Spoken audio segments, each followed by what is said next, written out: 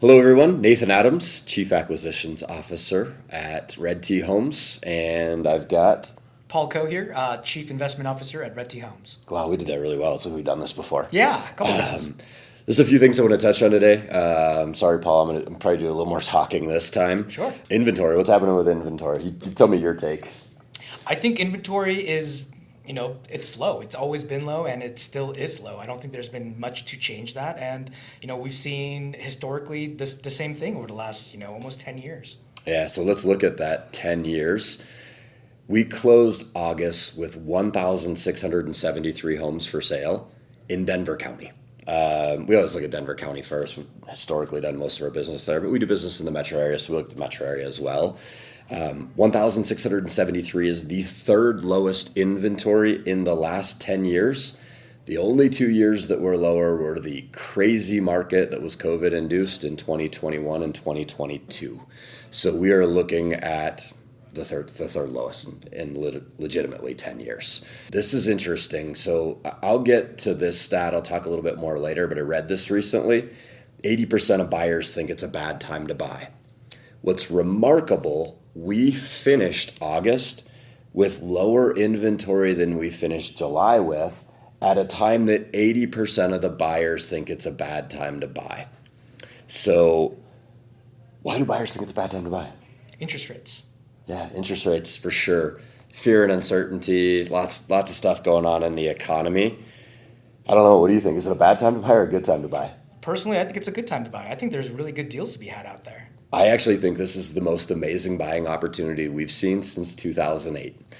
So if we have the third lowest inventory that we've had in 10 years and rates are high, rates are in the low sevens right now. They've been there for 3 consecutive weeks. This is the first time since 2002 that rates have been over 7 for 3 consecutive weeks. But I did see something, one lender had them down under 7 at 6.75. Not all lenders are equal. Some of them have better pricing than others. But to me, it's the best time to buy since probably 2008 or 2009. We see signs that inflation's cooling. The Fed will be behind. They're always behind. They're looking in the rear view mirror instead of looking ahead.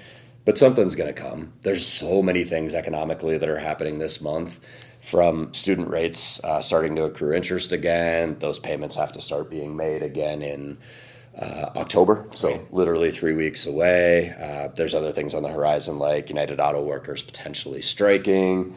Our government may not approve budgets or shut down or whatever they call that, but it's a pretty nasty hit for the economy.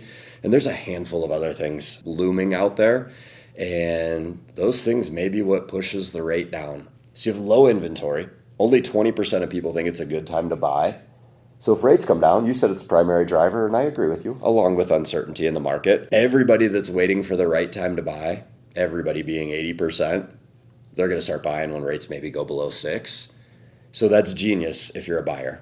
I'm not going to buy while I have the ability to pay ask price or lower, get an inspection contingency, get an appraisal contingency.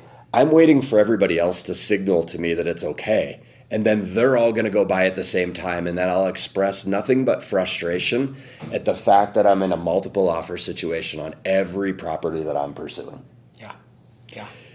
It's mind-boggling to me that agents and lenders aren't coaching up their clients, although they might start now that summer's over and we've had our fun. Seasonally, we slow down in the summer. We're already seeing pickup in the market, and we're just a week into September at this point. Anything else that stood out to you in the numbers? Just, I thought there would be more change in average sales price, and it was very minimal, which was interesting to see. I thought there would be a significant drop of at least, single-digit drop, but it seemed like it was pretty nominal. Yeah, our prices did move down from July to August, albeit very little, and that is traditional. That is seasonal. In fact, if you look historically, we go up from January to June, we drop in July and August. September's usually flat. We have a good pickup in October. The reason we have a good pickup in October, summer's over, people are buying again in September, and those contracts become sales and become data in October.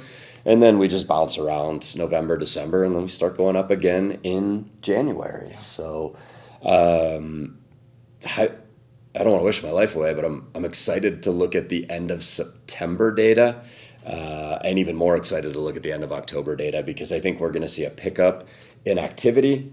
We're going to see a reduction in inventory, and if we have to happen to marry that up with some relief on mortgage rates, on interest rates, we may be in a market that's moving at an obnoxious pace with frustrated buyers all over again. It's coming for sure. I just don't know definitively when. Yeah, pretty crazy and scary at the same time. So if you enjoyed this video, please like and subscribe to our channel for more content like this.